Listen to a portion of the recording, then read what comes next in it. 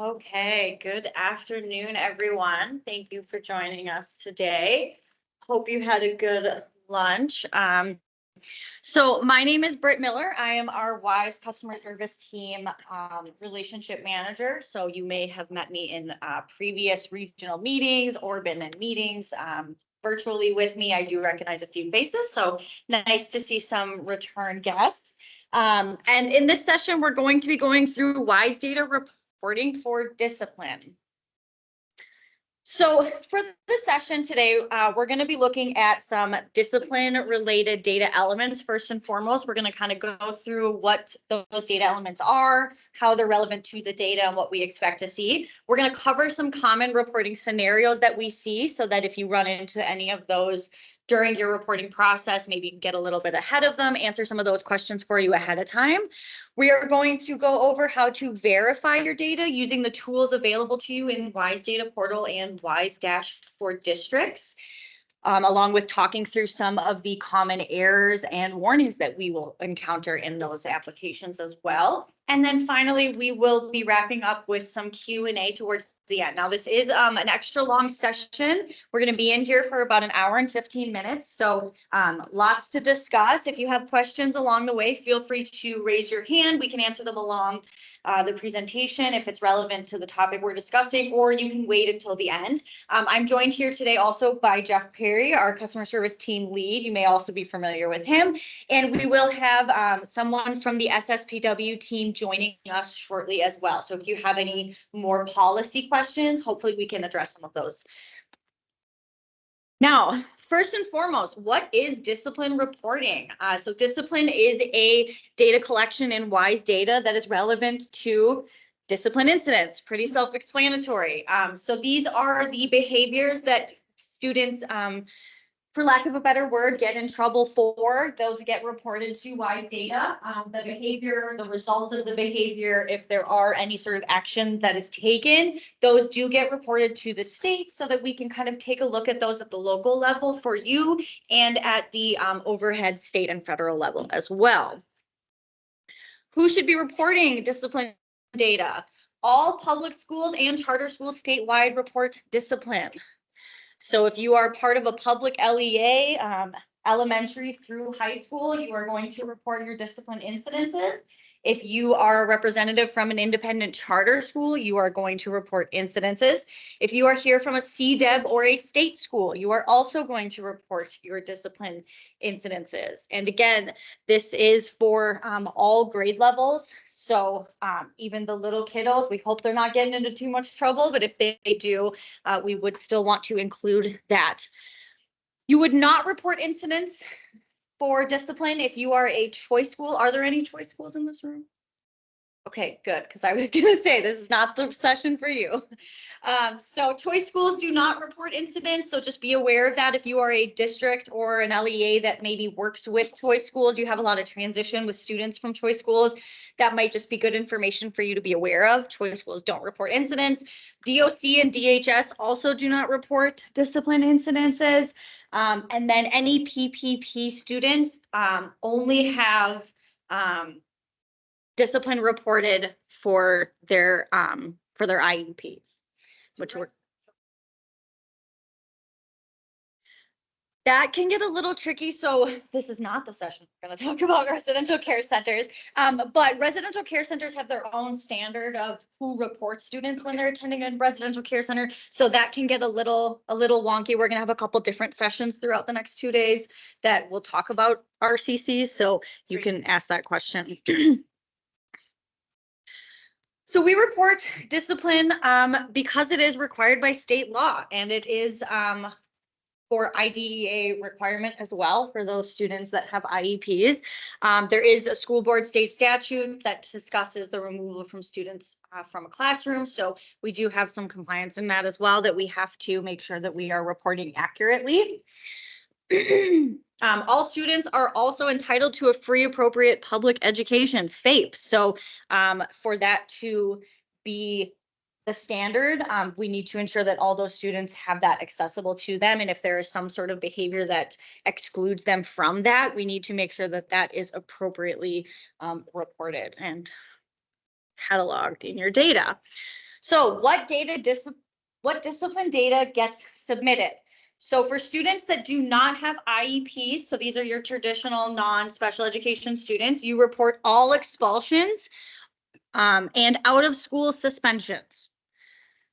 For students that do have IEPs, you would have those same two, so expulsions and out-of-school suspensions, but then you also include in-school suspensions and IAES, which we're going to talk about in just a second. So there is a little bit of a distinction and change between what discipline gets reported between these two groups of students.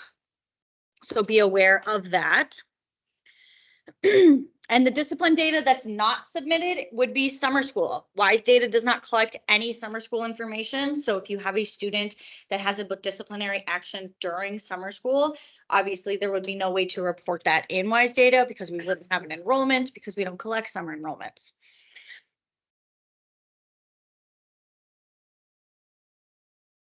Okay, so IAES is an interim alternative education setting. These are going to be removals for students with IEPs in a variety of scenarios. So if there's a weapons involved, if there are any sort of controlled substance or illegal drug, if there's bodily harm, this is part of that special education student requirement for what gets reported for those students.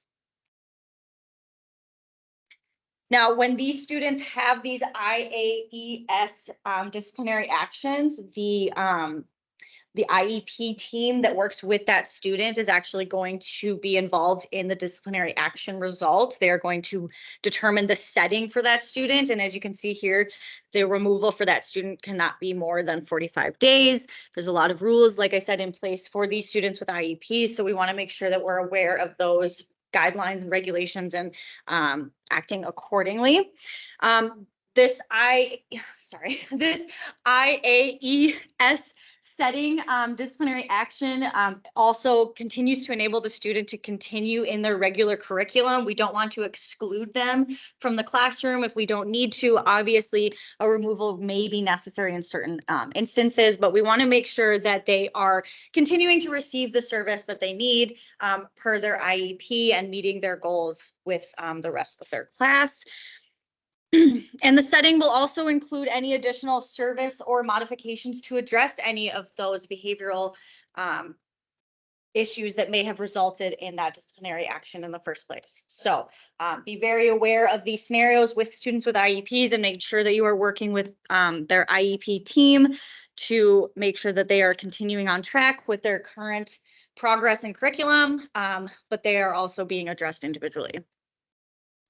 Now, when we're in WISEdata portal, this is what your discipline record is going to look like. So if we look at this, hopefully you're all familiar with this if you're in this session, but you will see the school that has the reported discipline action. There's a couple of different values we're going to go over, but I want to focus specifically right now in this screenshot on the behaviors and the action center. Sometimes we get tickets on our customer service team that regard the errors and warnings that you see. So I want to make sure if you're not already doing this, that when you are in a student profile and they have an issue with a discipline record, that you are opening that record up, because this is where we are looking at the information that's going to flag in a validation message. Okay, so make sure you are clicking this little triangle here to open the record up so you can see what is actually being reported to us. If you are seeing any issues with that record, let's say your local student information system has a different behavior than what you see in WISEdata. There could be a number of reasons for this, but most commonly you're going to do a resync on that student's record. That's going to push the update from your student information system to the WISEdata portal. Once it validates, it will populate in here. But if you want to be a little bit more savvy about that, we do have at the bottom of the discipline record, there's this little discipline EdFi API view hyperlink. If you click that, you are going to see a pop-up window that looks very similar to this. Okay, this is basically just saying, this is what your SIS has sent to WISEdata. Sometimes when we get close to snapshot, that validation process can take a little bit of time, right? So if you're waiting for a validation, it can take a few hours if we're getting really tight for December snapshot. So if you are trying to make a correction, or if you're trying to ensure that you made the appropriate correction and you want to see it reflected in WISEdata, but you don't want to wait 2 hours for the validation to process, this is kind of a little sneaky tidbit for you to be able to preview that data. So if we click on that hyperlink, we look at the screen, we can go to the particular data value we're trying to update. We can see if the update was created, and we can also see the last modified date. This is going to let you know if your push from your SIS was actually received by our system. Okay, so this is a feature for every single record in the WISEdata portal, but we're just talking about discipline right now. So I'm just showing this as an example. But again, this is a nice way for you to see what your SIS is pushing to WISEdata without having to actively wait for that validation process to complete.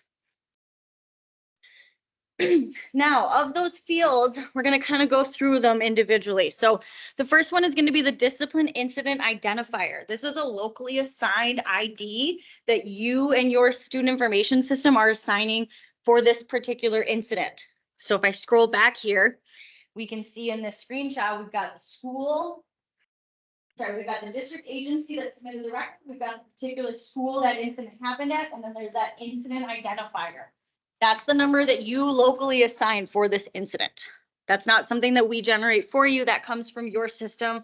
So that is something that you can use to locally track that incident. You can keep record of it. If this is its association for a single student, so if there are multiple actions that get resulted as this, those should all be on the same identifier. Again, it's just another way for you to keep track of that. Incident date, pretty self-explanatory. What's the date that this happened? When was the incident? Was it, in the lunchroom on Monday? Okay, well, we're not reporting the incident until Thursday in our system, but we're still going to reference that Monday date that it happened in. For summer school enrollments, because WISEdata does not capture summer school, those don't get reported to WISEdata. However, if there is like a resulting action from a summer school enrollment, like a out of school suspension or an expulsion, those get reported as of the, the board decision day, right? So that might change the school year that incident gets reported in. But if you have any questions about that, you can always submit a ticket and we can help walk through those scenarios, since that's a little outside of the WISEdata purview. So behavior descriptor. Behavior descriptor is what happened. What kind of behavior resulted in the discipline record being created? Was it a fight? Was it inappropriate, action in a school? Was it something like that? So we do have a number of different codes that associate with different behavior descriptors. So you can kind of see what aligns with what. We do have some descriptions on what these specifically qualify for on our DPI descriptor data element page that's linked in this slideshow. But I know we recently had a question about the assault one. That's kind of a local level definition. So make sure, if you're not already aware of what these definitions mean at your school locally, that you're taking a look and you're making those decisions with your school board ahead of time, so you know what to report. Behavior detail description. So this is something we have a space for, but you're really only going to fill it out if you have an expulsion. If you have a student with a firearm offense that does not result in an expulsion action. Okay, so an example that we see sometimes is if you have a student that maybe you are from a rural community and a large population of your students go hunting in the fall. Right? We've had a couple of incidences where students will bring their hunting rifles in their car and park on campus. Well, they're not technically allowed to do that. That's school property. So that results in a firearm incident. But because it was in the parking lot, locked up in the back of a truck, it wasn't being used for anything inappropriate, that student is not going to get a resulting expulsion. Okay, so that would be an example of when you would need to enter in a behavior detail description. And it's basically something you put in your student information system that lets our system know why an exception was made in this case. You will get a validation message in WISEdata portal for these incidences. You'll get an error that says firearm incident that didn't result in an expulsion. So we're trying to make it as clear as possible for you. If you get that error, please submit the detailed description response. That's all we're looking for. Serious bodily injury is a true false value. And these are for those IAES student setting descriptions, incidences. These are for substantial risk. There's some specific involvement here for when we use this serious bodily injury value. Sorry, I'm getting a little out of breath here. And those are up here on the screen. So we just want to make sure that if you have those IAES setting descriptions scenarios, that you are paying attention to this as well. Okay, discipline action identifier. So this is going to be, all right, now that we know what the discipline behavior was, what action resulted in it, what was going to happen as a result. So we have a couple options here. We kind of went over a few of these: in-school suspension for students with IEPs, out-of-school suspensions for all students, and then out-of-school suspensions, and then expulsions for all students. So we do have a little bit of a breakdown here as far as the code you would report, the minimum length. We want to make sure that if we are reporting these, that we are following the guidance for the length requirements as well. And then the discipline action date. So similar to the discipline behavior date, if the student got in trouble on Monday, when was the discipline action effective? So when did they either meet with the school board? When did the principal kind of give them their action for leaving school? We want to report those dates as well. We do understand that sometimes discipline actions can take a while depending on the severity of what's going on. Sometimes those need to go to school boards. Sometimes there need to be more discussion. So sometimes there is a little bit of a lengthier process, which is why we collect these dates so that we are aware of how long some of these things take. Modified term for firearm. This is reduction, refers to the reduction in a minimum 1 year expulsion period for firearms. Again, firearms are a pretty critical offense, especially if they're not the scenario we talked about earlier, where it's just in the parking lot, locked in the back of a truck. So this is another field that we want to make sure that we are paying attention to. We are filling out so that we are following state law on if a student does bring a firearm to school, how long is the length of their discipline action, and if there is any modification to it. Again, sometimes those scenarios can vary depending on, was it in a school, was it on grounds, was it intentional, was it an accident? We want to get that information from you so that we can make sure that the best judgment is being used for all of these. Early reinstatement conditions. If a student is expelled, but they are allowed to rejoin their school if they follow some reinstatement conditions, we want to hear about those as well. We want to know if the student is completing those, if they are doing what is required for them to return to a traditional school environment. Obviously, expulsions are pretty severe, right? Wisconsin as a state has the ability to expel kind of at will within its own district. There's the local policy, but we don't really have an overarching state standard. So we want to make sure that if students are being expelled, that they do at least oftentimes have some sort of way to be reintroduced or reintegrated into traditional learning environments, because that is what's best for them. So again, we want to make sure that we have all that information in their discipline record as needed.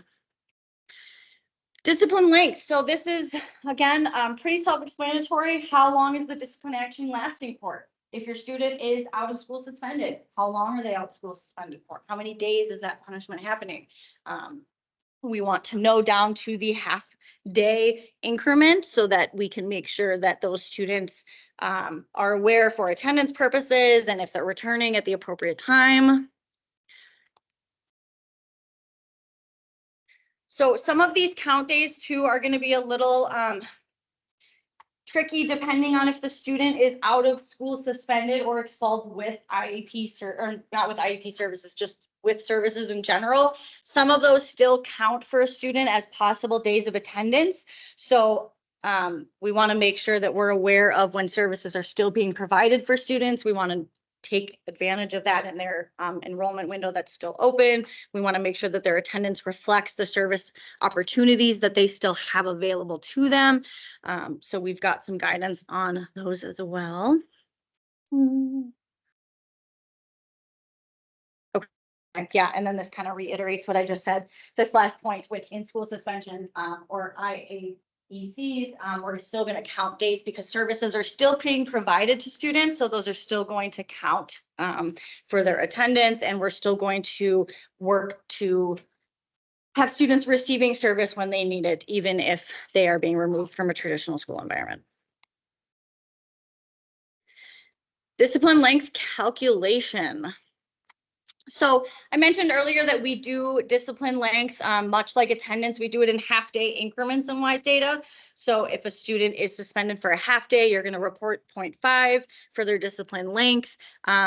We don't round up or down necessarily. I'm sorry, we don't round up to a 0.5 if it's less than a half day, but we do try to get as close to an approximation as we can within that half-day increment. So we've got some examples here in the bottom about, if the student's only removed for a third of the day, we don't necessarily count that. If it's 2/3, we would round up.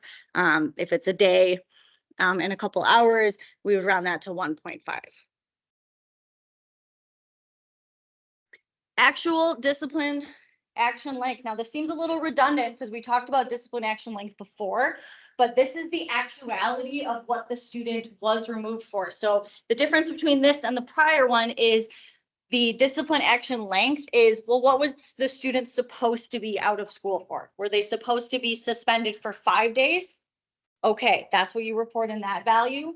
But let's say they did some of that early reinstatement if they were an expelled student, or let's say there was some other unforeseeable thing that they allowed them to come back early. This is going to be that actual value. So they were supposed to be out for 5 days, but they were allowed to come back after 3. Again, we just are trying to capture as much information on these records as we can so that we can make sure that everything is kind of above board.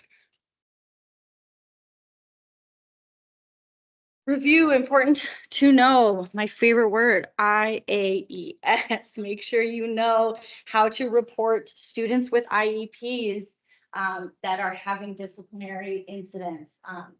We've mentioned it a few times. They have a little bit of a difference in the way that they get reported. We want to work with those IEP teams to ensure that they are still keeping up with the rest of their class. They're not being separated out or discriminated against. So we want to make sure that we are aware of all the regulations that go into that. Yeah.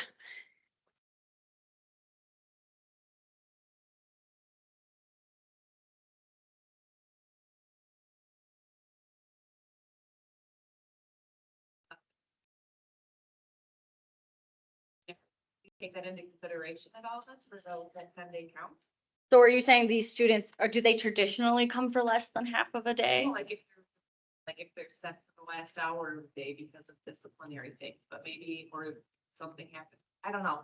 But I know there's lots of instances where it's less than that half a day, but that all is a removal in essence from their educational environment. So do we then for our internal record keeping, just track the smaller increments as they count towards the 10 days, or is this our formal count? I'm not sure I totally understand the scenario that I think I would need to kind of see what you're talking about, because the way that WISEdata reports can be slightly different than what you report locally. So yeah, I think I'd have to like sit with you and kind of look at what's going on. Because it seems like your question is more just about the rounding of like the intervals of that 5-day removal. Yeah. And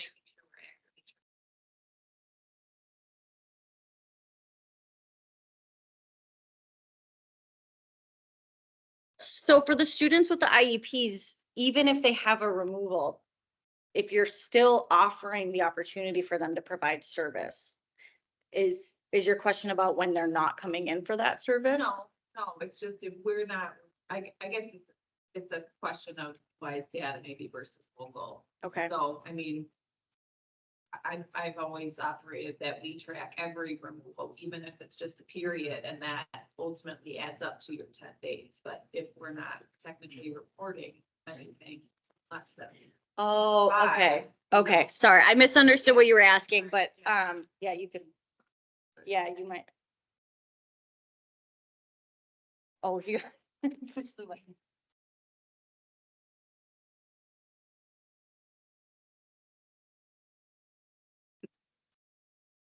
Most of the time, your student information system is going to do that behind the scenes for you. So if you're entering it locally, which is great, that's exactly what you need to do. The SIS should know when that data should be thrown over to WISEdata and when it shouldn't. So that's good. And then my other part was going to be, we could ask the SSPW person when they come in, just to make sure from the policy side of things that that's correct. Yeah, thank you. Sorry, I didn't understand what I thought you were talking about like one incident over 10 days, and that's why I was like, I don't know. But yeah, no, it makes sense then. Okay, so, IAECs, those interim removals, expulsions, we got to report all the data with the expulsions, suspensions for all students. These are just kind of highlights that we have already discussed. We do have a pretty comprehensive document for discipline FAQ questions, things that have come up in the past, things that are frequent enough we want to make note of, and things that our SSPW discipline team want to be sure you are aware of. So we do have that linked here. So if we click on that, you'll see there's info, help, and FAQs. We've got a lot of relevant information that we already went over in this session. Who reports, what gets reported, why is it important? We've got all those discipline data elements that we discussed already. And then if we keep scrolling down, we have this FAQ and use case document. So again, these are questions that have been asked that we wanted to specifically call out on our webpage. These are scenarios that our SSPW and our WISEdata team want to make sure you're aware of. If you have one of these questions, we try to provide you with the information ahead of time. So you don't need to put in a help ticket, but you can always put in a help ticket if that's most helpful for you. Now, in the WISEdata portal, how many of you are already familiar with these exports here on the screen? How many of you use your WISEdata portal exports? Okay, not enough hands, all right? We got to pay attention. WISEdata portal has a whole page on the top banner called exports. These are going to be downloadable spreadsheets that are available for your use. You can download them and then filter them, use them however you want, but it's a nice way for you to kind of get an overview of all of your students at one time, as opposed to going into each individual student screen. So in specific to this session, we have two discipline exports. We have the discipline action export. This is going to be those this is going to be those resulting actions, out of school suspensions, expulsions. So you can kind of see as a total how many of those are coming in. And then the one right below it is the discipline incident export. This is going to be those behaviors, what happened that resulted in the student having a discipline record reported in the first place. Now, if you're not already familiar with these, when you open it, it might be a little overwhelming. When you look at them, you might not know, oh my gosh, there's like 27 columns. What do they all mean? To the far right, we have that blue download button, and then we have the definitions hyperlink. That definition option is there for you to get a clean cut explanation for what each of those columns means. Okay, so if you're looking at something and you're like, I don't really know what this acronym is, I don't know what this number is supposed to be representing, you can click on this definition and it will tell you exactly what we are calculating in that column. So that's just kind of a helpful tidbit for you to be aware of. But these are the two exports in WISEdata portal that are going to be really helpful for you to review to ensure that what you're reporting is making its way to WISEdata. Now, I mentioned earlier that if you are looking at a student and you're seeing something different in your student information system than what's being reflected in WISEdata portal, this is a common issue that we see across the board. Usually that means a resync is in order. Most of the time, your vendor will push any new updates or changes to WISEdata on its own, but sometimes it doesn't always do that, especially in prior school years. If you're trying to clean up last year's information, it might not automatically push over. So that's kind of the first and foremost. But once that validation is complete, you're going to want to check these exports to make sure that everything is lining up the way you want it to be reported. And just, I don't have a screenshot of it, but we also do have on the second page of the validation messages, we do have validation message errors at the bottom, and we do have a discipline one there as well. So you can just see specifically which students are having or throwing WISEdata discipline error codes. And that's kind of a good way for you to take that and maybe share that with a school counselor or someone else that maybe works with those students to help clean that up as well. In WISE- for districts, we have two places where you can review discipline data. We have the topics board. So you're going to go WISE- dashboards, topics, main, discipline. I know that's kind of a long thread. This is going to be more internal use. So this is going to be things that are not going to be necessarily captured and publicly reported in WISE-public. So this is a helpful topics location for you to verify things at the local level. You can compare to states, statewide data, things like that. And then the snapshot discipline dashboards, those are going to be the things we're specifically looking at in December for that December snapshot. These are going to pull directly into things like report cards and WISE-public portal for kind of wide range external viewing. In the topics area, this is kind of a little picture of what you're going to see. So you can see we've got total student incidents occurrence. We've got a count there for how many discipline records were reported for the total student count. So if you had a student that had more than one, they wouldn't be counted twice. It's just kind of the total student count in general. And then just below that, we've got the removal. So what happened as a result of those discipline records that were being reported. Just another example of some of those dashboards you'll see in the topics area. And again, this is information that's really for you at the local level. This is ways to say, okay, we had it reported in our student information system. We pushed it to WISEdata. There were no errors. There was no issue with the data. How is it looking then in our dashboards? What does our data warehouse information look like? How can we look at this, interpret it, and use this to our advantage in the future as far as, you know, maybe you have a huge spike of students that are getting out of school suspensions one year. And you look across this year trend of removals by year and you're like, why did this go up so much last year? What was going on? Is there something we need to change in our process? Is there something we need to address at the local level? Is it one school in particular? Is it a group of students that maybe are feeling underrepresented and are acting out? This is really a way for you to review this information and use it to your advantage. In the snapshot area, we have a number of these boxes, which we call data quality indicators. Now, when we collect discipline data, we do continuously collect it throughout the year, but obviously we're all very familiar with our December snapshot. That's where we take a picture of our student data and we look at it over the entire year, right? So we look at discipline as part of year end. So we just took a snapshot of the 22-23 school year discipline data. So anything that's happening this year won't be captured in the snapshot until next December. But we have some data quality indicators here available to you as a way to help you review your information to ensure that it's being reported accurately. So first and foremost, we have firearms without expulsions. We talked a little bit about that already, right? We would expect that you would have a 0. But if you do have a number in here, you'd want to click it, find the student in particular that is throwing in this DQI, and we want to make sure that that behavior description detail is put in there. Incidents without removal, there's 61 in this example. That means that we have 61 discipline records created in WISEdata, but there's no kind of action associated with them. They're kind of open-ended. We don't know what happened with these discipline records. So we would want to go in and clean those up. In-school suspensions for students without disabilities. In-school suspensions, remember, only get reported for students with IEPs. So we would expect there would be a 0 here. Have a number in here, you're gonna want to investigate that and figure out what's going on. The student could have been in school suspended, but if they don't have an IEP, they don't get reported to WISEdata. Expulsions without services for SPED students, similar.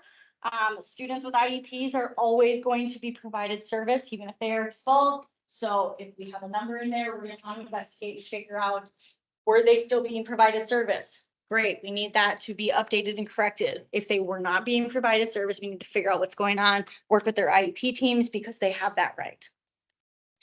And then lastly, schools without incidents. Now, this is something we would again expect, not that we would expect, it's an informational, so it doesn't matter what your number in here is, but we want to make sure that if you have a number in this DQI, that it makes sense. It is very common for elementary schools to not have any discipline actions reported, right? They're little kids. We hope they're not getting into too much trouble that it results in a removal of any kind. So if you do have a school listed here, that's totally fine. However, if you have a high school listed here and you know that you work at the high school and you know you had some kids that got out of school suspensions or expelled, know that because they're listed in this box, we are not receiving that information. So we're going to want to take a look at the data flow for that school.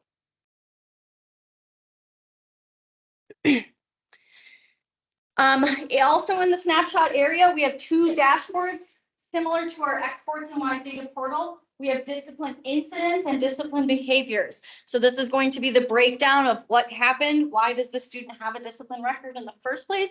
And then what was the resulting behavior? Again, this is just a way for you to review what is being submitted to the state to ensure that it is accurate. If this is your school and you look and you say, I'm not sure that we had 4 drug-related offenses. That seems low, that seems high.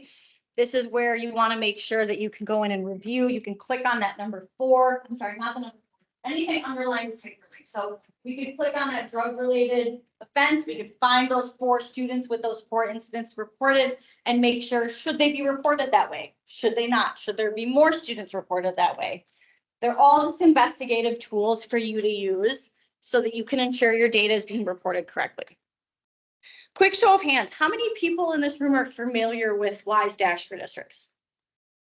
Okay, so fair number. Okay, so for those of you that are not, I highly encourage you to put in a request to your school's district administrator to get access to WISE- for districts. That's going to be a really helpful tool for you to review and ensure accuracy of your disciplinary reporting.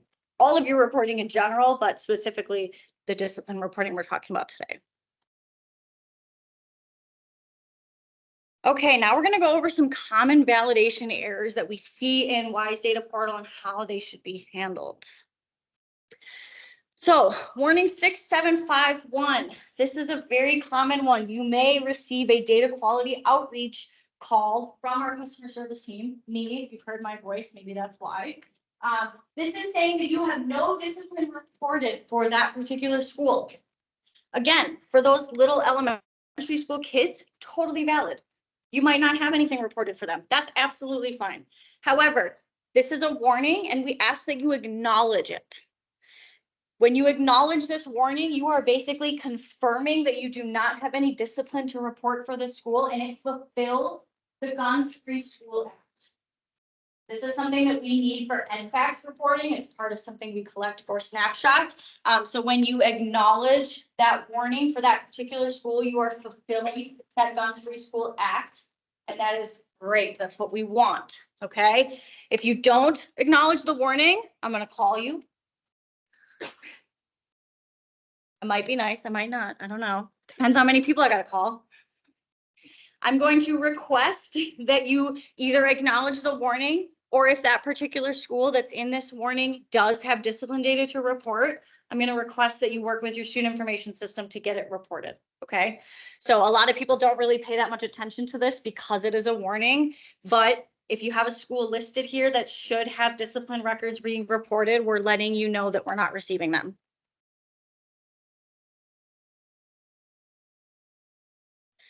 Warning 6690, discipline action length should not be greater than 5 days. So this is for out of school suspensions. We would not expect an out of school suspension to be over the length of 5 days. If you are reporting an action length or an actual length of over that, we're going to let you know. Again, it's a warning. You could have a completely valid scenario. Maybe the student, I don't know, got in trouble on one day, there was a long holiday, there was some other situation that made the student have to be removed for 7 days as opposed to the expected 5. That's okay. But it's a warning, so we ask that you review it and you acknowledge it if it's correct. If it's not correct, you're gonna wanna go back to your student information system, make those appropriate changes, talk to your teams, and resync that information. And then there's also this note here at the end that if you are going over that 5 day, like I said, if there was some sort of circumstance, long holiday, weekend or something, we do ask that that modifier for the description action be entered in. Warning 6691, we're going one level up. Discipline action length within agency is over 200 days. That means the student was removed for the entire school year. Again, we wouldn't really expect that to happen unless you are completely exiting a student with an expulsion, but we're just bringing it to your attention so that you can take a second look to make sure that that data is being reported correctly. Discipline action out of school length is invalid. So this might coincide with that other one, that warning we just talked about. There are certain out of school suspension lengths that we would expect you to be within. If you're receiving this, we're letting you know that you are trying to report something outside of that length.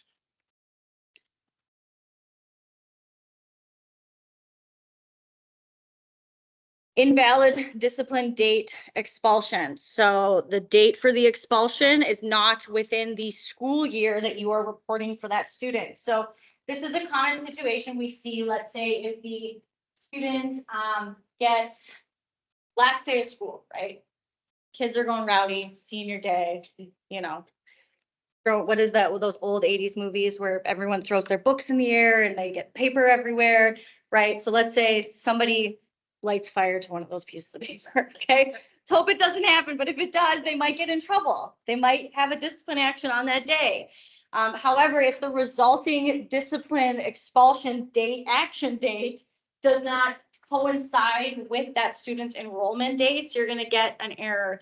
Basically, discipline actions need to coincide within a student's enrollment period. There are a couple exceptions to this, like if we have a while that it takes for a result from a school board or something, we can talk about those scenarios through a help ticket. Those are pretty specific. But again, I'm just trying to alert you to the fact that if you see this particular error, it's most likely because you're trying to report a student's discipline expulsion date outside of their enrollment window. So we're going to want to take a look at those enrollment dates to make sure that something's not misaligned there. So we've got some helpful resources here in the presentation for you to peruse on your own leisure time, which I know you have so much of. So we've got that FAQ that I showed you earlier. We've got some other frequently asked question documentation, and then we have a resource page for discipline and expulsions from our SSPW team. So outside of necessarily the purview of reporting and WISEdata, if you have more questions about the policy side of things, you can use this bottom link and that will kind of take you and direct you through their web pages for additional information. Now that I've totally lost my voice, I'm going to stop talking for a little bit. We do have our SSPW contact here now. So I told you he'd be joining us and to save all your questions for him. So if we do have any questions, now would be the time to ask them. And if any of you are planning on leaving or if we run out of time, I do want to let you know that there is a QR code up here. Feel free to scan, provide feedback on the session, on me as the presenter, how the conference is going so far. This is just, we want to make sure that you guys have this available to you. So we can start Q&A now if there are any questions. Yeah. Question, a student with an IEP, in out of school suspension. You said they continue receiving their services when they come back, or So students with IEPs, if they have an out of school suspension, they are still eligible for service. So you still have to report those as possible days of attendance. Jeff, correct me if I'm wrong, for students with IEPs, do they still get that actual day attendance or not? I can't remember if that's the IEP or not. If they were scheduled to receive services, And they they show up. refused, they didn't show up, Then it's an absence. then it's an absence. Okay. So for students with IEPs that have out of school suspensions, they should still be provided the opportunity for service. And if they show up for those services, Services, meaning like their speech language, their Yeah. OTPT. Yeah. What happens if I went to Wisconsin School for the Deaf? Yeah. And I have a student from my language, and I'm in Delavan. We can't provide it. Would be, okay, I need to tell my IT coordinator, coordinator of that. You're talking only days over 10, right? Yeah, yes. Oh, And those services could take different forms, so it could be That's- coming in, it could. oh, be it's over 10 days. Yeah. it could Oh, be oh. Beside the. it's mainly going to apply to expulsions, in other words. Okay, okay. Oh, then it. Keep forgetting that over 10 rule. I keep- Well, it's the cumulative. Yeah. not consecutive, which could be. consecutive. Any other questions? We do have plenty of time.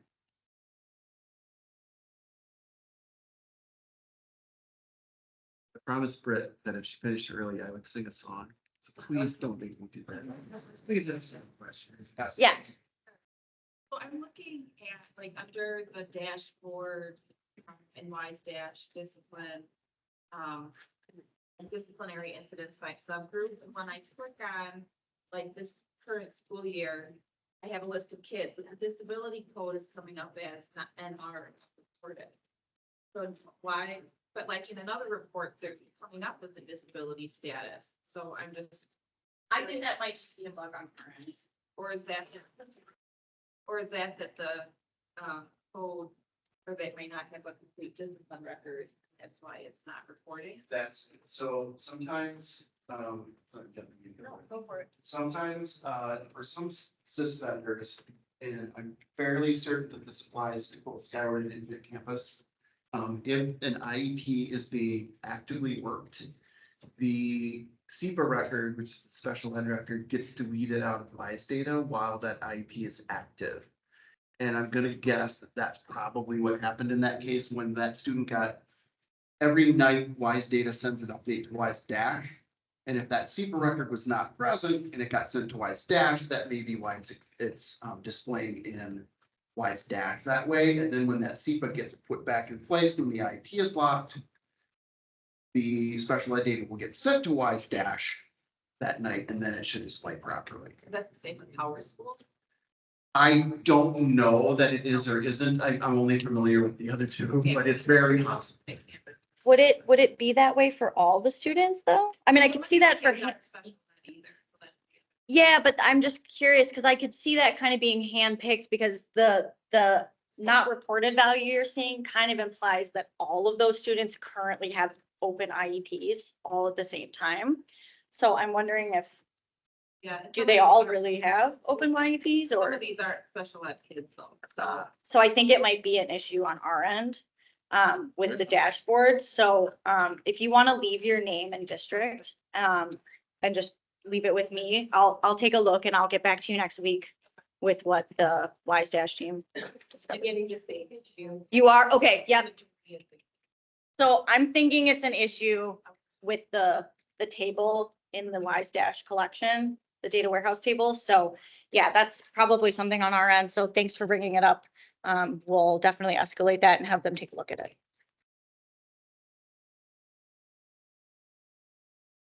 Yeah, hi. So question, in the data when you're talking about incidents without people there, if we have numbers in there, what do we need to do? You're gonna click on the number, Right, and it's gonna show you a student's name, and that's basically saying that that student has an incident reported in WISE data, but there's no removal action. So we know the student had this discipline incident, this behavior, but what happened as a result of it? If nothing happened, then it shouldn't be reported in WISE data. If there was out of school suspension or expulsion, we're not. basically, that's a list for us to go back So it's to look at actions to make sure all the check boxes are done and everything. Yes, and you just said something really interesting that I want to make sure that the people that are in the. When we provide you those data quality indicators, those names and WISE or districts, what we're telling you is based on what's reported in WISE.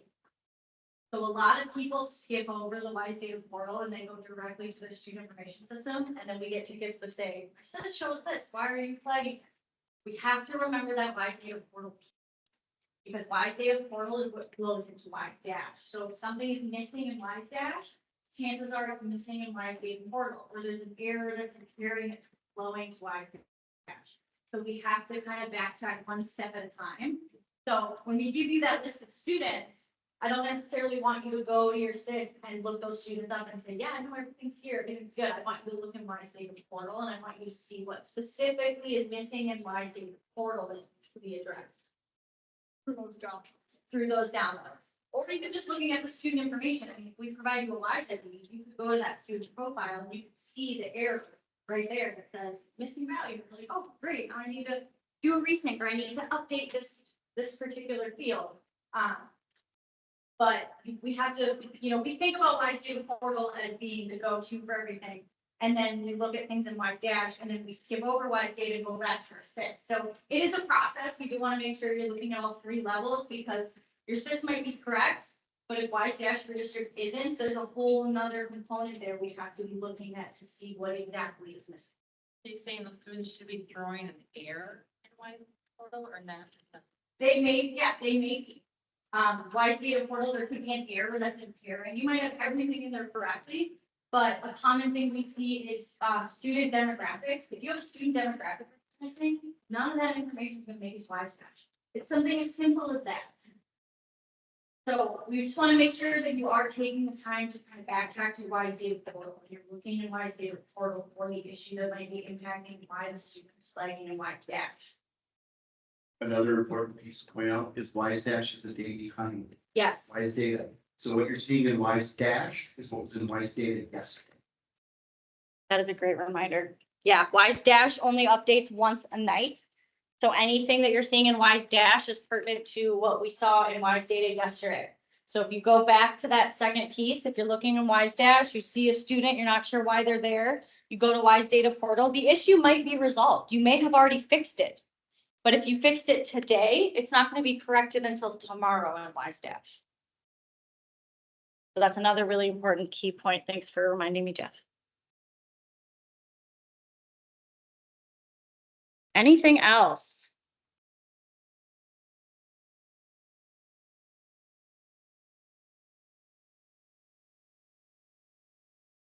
Okay, well then I guess you have another 15 minutes to your break time. Jeff and I will stay up here at the front if you have any individual questions. Otherwise, thank you for attending and enjoy the rest of your conference.